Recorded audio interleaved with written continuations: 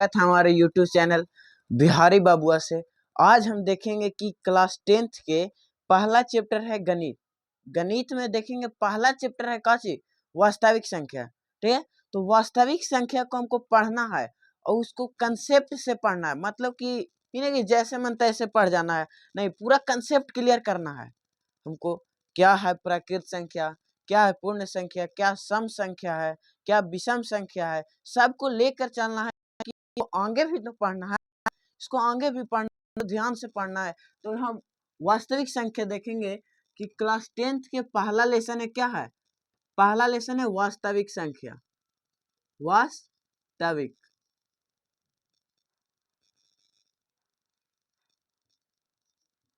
वास्तविक संख्या। तो वास्तविक संख्या तो है, लेकिन हमको पढ़ना है तो इसको पॉइंट से ले चलेंगे। मतलब पॉइंट बाय पॉइंट। जैसे में प्राकृत संख्या क्या है, तो प्राकृत संख्या पहला हो गया प्राकृत संख्या। प्राकृत संख्या, प्राकृत संख्या मतलब प्राकृत संख्या क्या है ना। तो प्राकृत संख्या उसे कहते हैं, इसको हम ऐसे लिख सकते हैं कि गिनती के सभी संख्याओं को, गिनती के सभी संख्याओं को, सभी संख्याओं को क्या कहते हैं? प्राकृत संख्या कहते हैं। ठीक है, सभी संख्याओं को क्या कहते हैं? प्राकृत संख्या। मतलब गिनती की सभी संख्याओं को प्राकृत संख्या कहते हैं। हम लोग बच्चा में तो पढ़वे किए हैं कि गिनती किसको कहते हैं। बाबू कहता है कि गिनती गिनाओ, तो गिनाता है तो कोई जीरो से थोड़ी स्टार्ट करता है, एक से स्टार्ट करता है। मतलब हो गया 1 2 3 4, ऐसी डाउट डाउट डाउट जितना कर सकता है। ठीक है, मतलब अनंत तक। ये क्या है? अपरिभाषित, इनडिफाइंड। ये तो गिनती के सभी संख्या समझ गया। अब कोई पूछेगा, एक बार कोई पूछ देगा कि 23 कौन संख्या है? प्राकृत संख्या। प्राकृतिक संख्या मतलब कौन संख्या है? ऑप्शन में कहेगा कि कौन है, तो प्राकृत संख्या सबसे पहले आगे बोलना प्राकृत संख्या। ठीक है, दूसरा में है पूर्ण संख्या, होल नंबर, पूर्ण संख्या। तो पूर्ण संख्या क्या है? तो पूर्ण संख्या मतलब देखो, गिनती के सभी संख्या ना, उसमें जीरो मिला दो, मतलब पहले जीरो मिला दो, उसको कहेंगे पूर्ण संख्या। तो हम लिखेंगे कि गिनती की संख्या में, गिनती की संख्या में शून्य मिला देने पर, क्या मिला देने पर? शून्य मिला देने पर,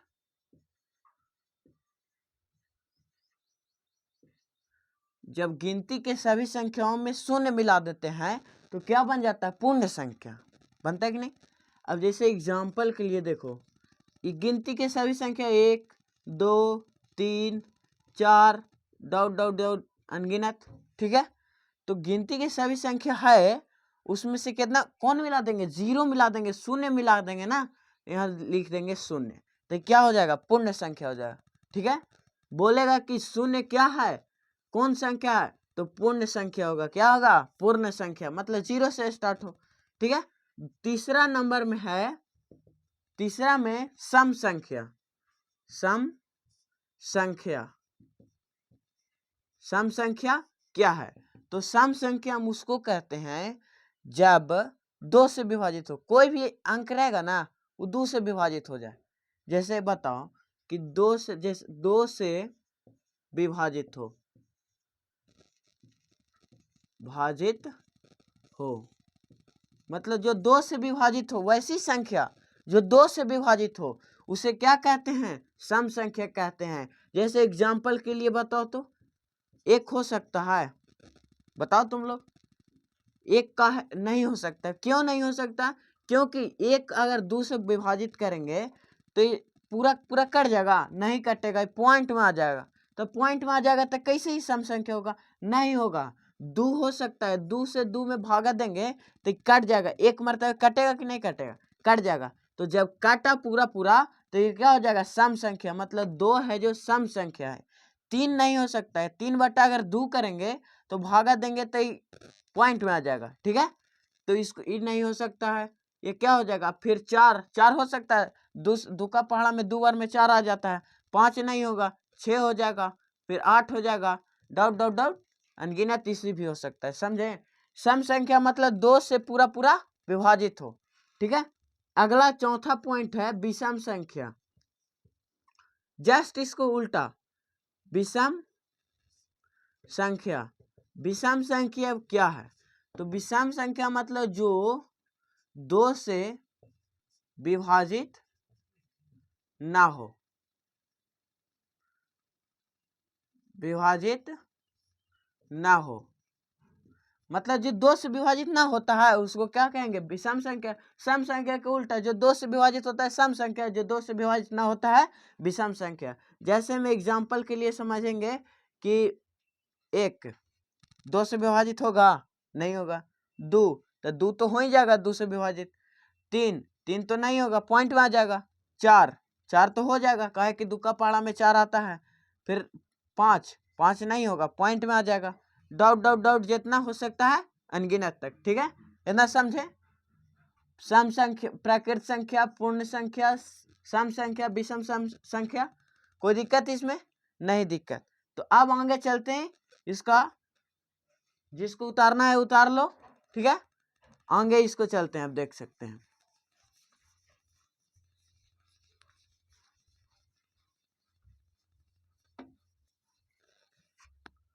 आगे है क्या, भाज्य संख्या। चौथा, 5वां पॉइंट होगा ना, 5वां पॉइंट भाज्य संख्या। भाज्य संख्या मतलब भाज्य संख्या क्या है? भाज्य, भाज्य को देखिए, मतलब वैसी संख्या, ये लिखेंगे कि वैसी संख्या जो, वैसी संख्या जो 1 से कटे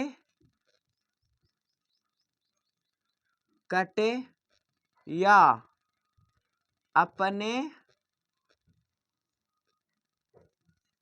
आप से कटे और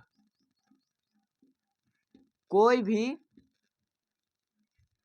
संख्या विभाजित करे। मतलब कह सकते हैं कि वैसी संख्या जो 1 से कटे और अपने आप से भी कटे तथा कोई दूसरा भी संख्या उसको काट के बिक देवे। समझे? जैसे में 1 से कटे, जैसे एग्जाम्पल के लिए 1, तो 1 से भी कटेगा और अपने आप से भी कटेगा। तो ये नहीं हो सकता है कि कट अथी हो जा रहा है, ठीक ना, 1 कट जा रहा है। 2 तो 2 कहाँ हो जा रहा है, यह भाज्य संख्या है। 2 से 1 से 2 कट जाएगा। 3 भी नहीं होगा, 3 अपने आप से कटेगा। 4 देखो वैसी संख्या बोल रहा है कि 1 से कटे, 4 1 से कटेगा, 4 मतलब है या अपने आप से कटे, 4 से भी कट सकता है। 4 एक मरतबा 4 कट सकता है कि नहीं? और कोई दूसरा भी संख्या काट दे, 2 से नहीं कटेगा, 4 2 दूनी 4 कट जाएगा कि नहीं? तो इसको मतलब कह सकते हैं कि 1 से भी कटे या अपने आप से कटे या कोई दूसरा भी संख्या काट सकता है। मतलब अगर बोलेगा तो सबसे आगे होगा 4 6 8 9 12 डॉट डॉट डॉट इत्यादि। मतलब अगर बोलेगा कि सबसे छोटी भाज्य संख्या कौन होगा, तो 4 होगा। समझे? सबसे छोटी भाज्य संख्या कितना होगा, 4 होगा। अब है छठा पॉइंट है अभाज्य। अभाज्य भाज्य संख्या क्या? तो भाज्य संख्या हम उसको कहेंगे वैसी संख्या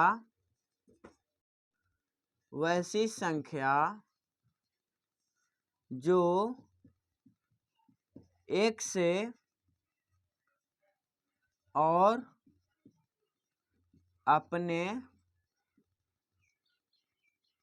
आप से विभाजित हो। एक से कटे या अपने आप से, एक से या अपने आप से विभाजित हो। वैसी संख्या जो एक से कटे और अपने आप से कटे, बस इतना ही करना है। क्या हो जाएगा? आभाज्य संख्या, प्राइम नंबर। ठीक है, इसका एग्जाम्पल देखो, जैसे में दो होगा कि नहीं? दो एक से भी कटेगा, अपने आप से भी कटेगा। तीन, चार हो सकता है, चार एक से भी कटेगा, अपने आप से भी कटेगा, तो दूसरा भी संख्या काट देगा, इसको काटेगा कि ना? दो काट देगा, तो ये नहीं होगा, चार नहीं होगा, 5, 7, 11, 13 डॉट डॉट डॉट अनगिनत हो सकता है। ठीक है, अभाज्य संख्या समझिए। अभाज्य संख्या सबसे छोटी भाज्य संख्या 4 होगा, सबसे छोटी अभाज्य संख्या 2 होगा। समझे यहाँ तक? अब है 7वां पॉइंट कि परिमेय संख्या। ये वेरी इंपॉर्टेंट है। जो प्राइम नंबर थी, वास्तविक संख्या भी देख रहे हैं ना, उसमें बहुत मतलब इसका मूल्यवान है। परिमेय संख्या, परिमेय संख्या, ठीक है। परिमेय संख्या, परिमेय संख्या उसे कहते हैं, वैसी संख्या, देखो यहाँ, वैसी संख्या जो अंश और हर के अनुपात में हो, के अनुपात में हो। मतलब वैसी संख्या जो अंश और हर के अनुपात में हो। अनुपात मतलब बट्टा। जैसे में हम लिख सकते हैं इसको, अंश हो गया, अभी हर हो गया ना। अंश और हर के अनुपात में हो, मतलब हम दर्शा सकते हैं P बटा Q के रूप में। और क्या कहता है कि जो Q होना चाहिए, मतलब हर होना चाहिए, 0 के कभी बराबर नहीं होना चाहिए।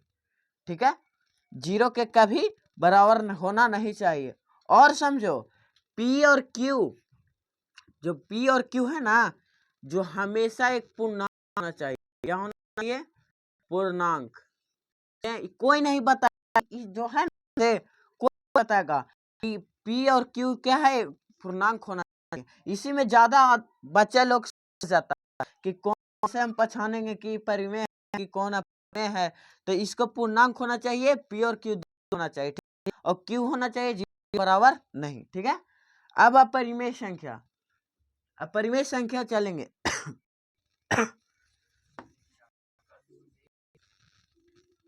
इसका परिमेय संख्या के देखो, परिमेय संख्या के एग्जाम्पल, जैसे में देखो एग्जाम्पल देखो, दो बट्टा में एक लिख सकते हैं इसको, कुछ ना तो एक है ना, है, और ये बट्टा Q है। अगर हम यहाँ 0 दे देंगे ना, तो ये क्या हो जाएगा?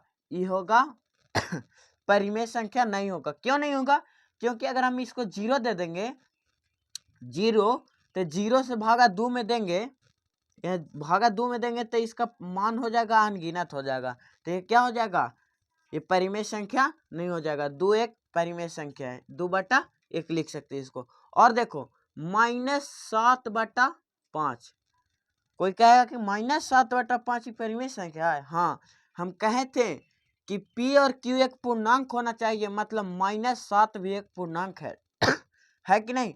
-7 एक पूर्णांक है, तो -7 एक पूर्णांक है, और बटा P बराबर Q इक्वल टू नॉट 0, तो Q बराबर 0 के है, मतलब Q है जो ना बराबर है 0 के। तो इसका कहेंगे हम कि -7 बटा 5 एक क्या है? परिमेय संख्या है। क्या है? परिमेय संख्या। समझ गए? परिमेय संख्या क्या है या परिमेय संख्या समझ गए? अब देखिए 8वां, अपरिमेय संख्या। अपरिमेय संख्या, अपरिमेय संख्या, अपरिमेय संख्या का इनरेशनल नंबर। वैसी संख्या, यहां लिखेंगे कि वैसी संख्या जो अंश और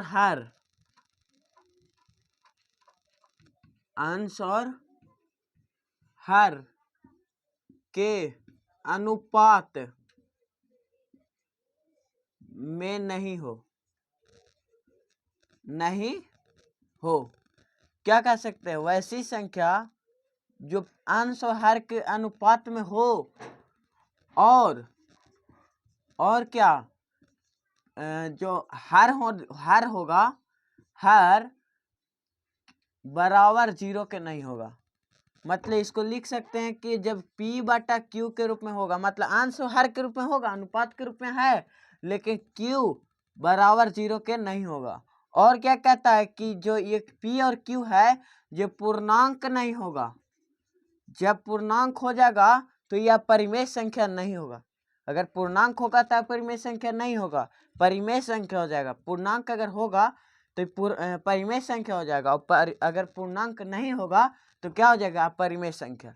जैसे में देखिए -7/11 ये तो है, तो इसको माइनस है तो ये तो पूर्णांक है ही है कि ना?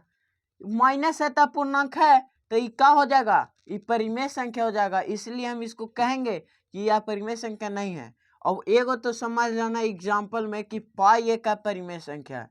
क्या है? पाई एक अपरिमेय संख्या, इसको समझ लेना। और √2, √7, 2√5 -2 प्लस √7/2 सब क्या है? अपरिमेय संख्या है। ठीक है, अब कहे अपरिमेय संख्या, ये देखो ये √2 है, ठीक है, तो √2 के हम बटा में 1 लिख सकते हैं कि ना? लिख सकते हैं। और बताओ कि पूर्णांक के रूप में है। पूर्णांक किसे कहते हैं ये बताओ पहले। देखो पूर्णांक क्या है, तो पूर्णांक, हम पूर्णांक देखिए, यह है पूर्णांक। पूर्णांक मतलब कि वैसी संख्या जो धनात्मक और ऋणात्मक, वैसी संख्या जो धनात्मक और ऋणात्मक के समूह से जुड़ा हो। मतलब देखिए यह है नंबर लाइन, पढ़े होंगे संख्या रेखा, इसमें 0 होता है, ये -1, -2, -3, ये माइनस की ओर जाता है, ठीक है, ये x' और ये x, इसको +1, +2, +3, +4, ये पॉजिटिव है, ये पॉजिटिव देने है, और ये क्या है? निगेटिव। तो मतलब माइनस और प्लस दोनों अगर मिल जाएगा ना, तो एक पूर्णांक हो जाएगा, ठीक है। दोनों मिल गया, माइनस भी और प्लस भी, तो क्या हो जाएगा? पूर्णांक हो जाएगा।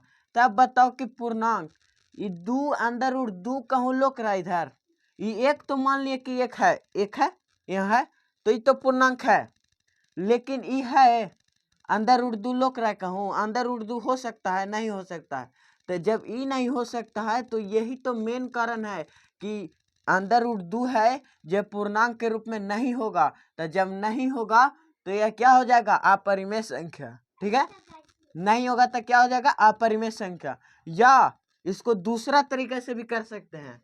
दूसरा तरीका मतलब कि देखो अंडर रूट का मान कितना होता है? अंडर रूट का मान होता है क्या? 1/2 होता है। तो 1/2 होता है, तो इसका जो घात होना चाहिए, मतलब इस √2, इसको हम लिख सकते हैं 2 के पावर 1/2, कह के √2 है, इसका घात हो जाएगा तो ये रूट में चल जाएगा।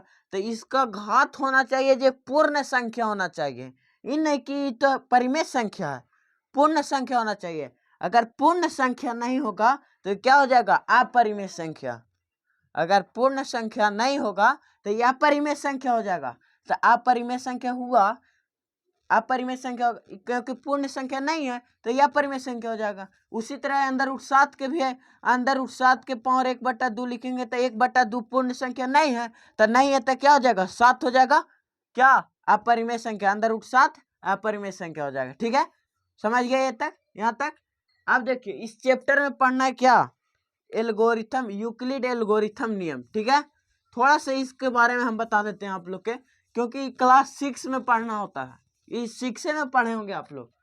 6 में भाग देने के लिए जैसे में 5 से भागा दिए, 5 से भागा दिए 23 में। ठीक है, तो 4 मरतबे लगाएंगे 20, 3 घटाएंगे तो 3, फिर मसन छोड़ यहीं तक। ठीक है, 3, तो इसको कहते हैं हम लोग, क्या कहते हैं, बी मतलब भाजक।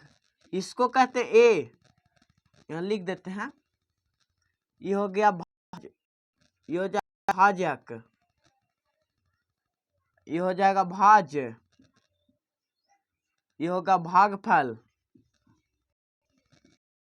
क्या हो जाएगा, शेषफल, शेषफल।